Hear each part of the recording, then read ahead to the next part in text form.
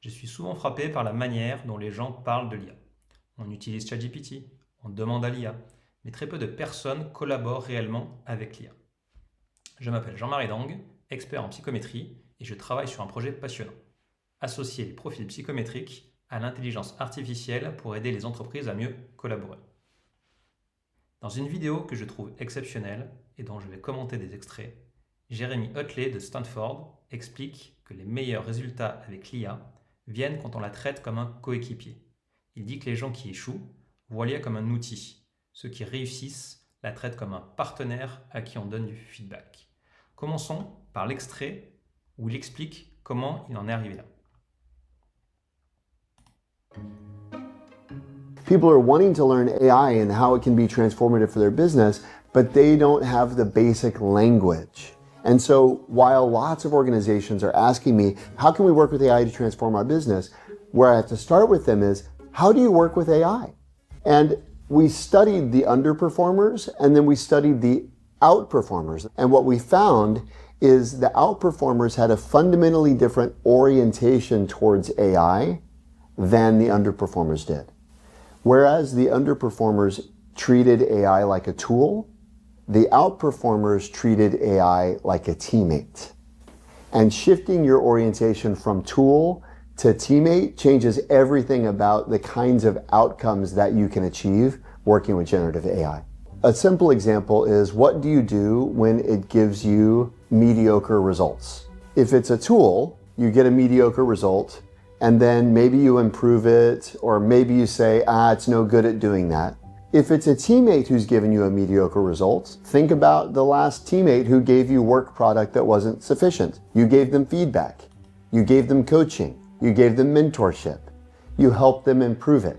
And so what we found is the people who treat AI like a teammate coach it and give it feedback, and importantly, get it to ask them questions. The fundamental orientation a lot of people take towards AI is, I'm the question asker, AI is the answer giver. But if you think about AI like a... On va s'arrêter là pour le moment. Et j'en parlais encore ce matin à mon coach de sport. Je vais donner un exemple sur la rédaction d'email. Quand je demande à l'IA de m'aider à écrire un message, je lui dis pas simplement rédige-moi un email. Je lui donne le contexte, mes idées principales, et ensuite je lui dis ce que j'aime ou j'aime pas dans sa proposition. Et en 2 ou 3 itérations, on arrive ensemble à une version qui me correspond vraiment. Le résultat n'est pas généré par l'IA, il est co-créé avec l'IA. Et c'est là toute la différence entre ce que Jérémy appelle un travail médiocre et un travail de qualité, c'est la collaboration. Voyons un deuxième exemple qui a illuminé ma journée. A teammate, you say, hey, what are 10 questions I should ask about this? Or what do you need to know from me in order to get the best response? So things, for example, like you have a difficult conversation coming up with a coworker. Did you know you could leverage a large language model to role play that conversation? You can get an AI to interview you about your conversation partner and then construct a psychological profile of your conversation partner and then play the role of your conversation partner in a role play and then give you feedback from the perspective of your conversation partner on how you approach the conversation. That's something you can do today. And there are many things like that. I call them drills, but there are... Alors, je vais arrêter là, je vous laisserai regarder la vidéo si vous voulez tout voir. Ce que dit Jérémy, qui résonne profondément avec ce que je fais, quand Jérémy parle de s'entraîner avec l'IA pour préparer une conversation difficile, je réalise non seulement que je ne suis pas le seul à penser que c'est une bonne idée, mais qu'un des plus grands spécialistes en intelligence artificielle le cite comme exemple pour apprendre à collaborer avec les IA. Alors son exemple paraît complexe, mais je vais vous faire une démo pour vous montrer à quel point ça peut devenir simple avec mes outils.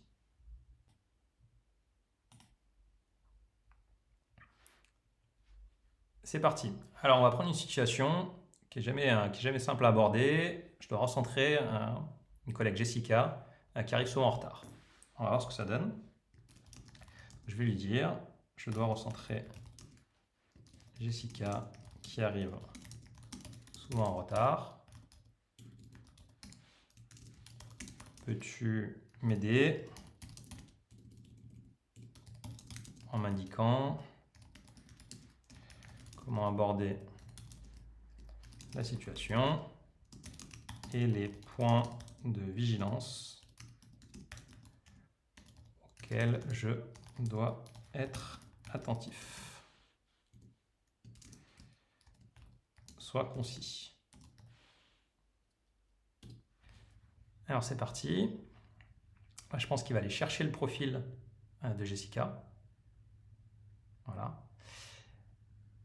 Grâce aux outils que j'ai développés, il comprend que il ne sait pas qui est Jessica et donc il va chercher à avoir des éléments sur Jessica et il va nous donner des conseils sur comment l'aborder. Direct mais bienveillant. Valoriser d'abord son engagement, sa loyauté, puis recadrer les attentes précises. Donc là, on va voir qu'il va utiliser différents éléments du profil de Jessica pour nous donner des points de vigilance qui, à la fois, éviter la critique frontale, sont assez génériques, mais qui s'appliquent particulièrement à elle. Et il nous donne différentes idées. Qu'est-ce qu'on peut faire d'autre? On va pouvoir lui demander, par exemple, comment entamer, c'est toujours une problématique, comment entamer le sujet. Peux-tu me donner une ou deux phrases pour entamer la discussion? Et là, on rentre dans le fameux scénario que Jérémy a appelé la simulation d'entretien.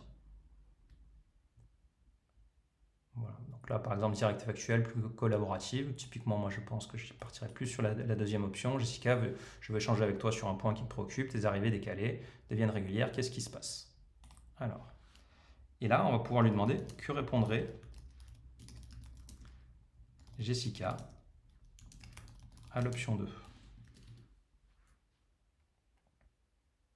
Et là, on rentre dans le jeu de rôle. La réaction la plus probable. Donc, il va nous donner plusieurs possibilités de réaction. Voilà, la justification, les raisons pour lesquelles c'est probablement sa réponse la plus probable. Et on va pouvoir continuer ce jeu de rôle autant qu'on veut. Est-ce que Jessica nous répondra comme ça ou pas? On n'en sait rien. Mais en tout cas, c'est sur n'importe quel type de conversation difficile, on peut essayer de s'entraîner. Et ce sera toujours mieux que d'y aller sans entraînement, que l'on soit expérimenté ou pas sur le sujet. Et pour finir, voici la conclusion de Jérémy. The only correct answer to the question, how do you use AI, is I don't. I don't use AI. I work with it. When you start working with AI, it will change everything.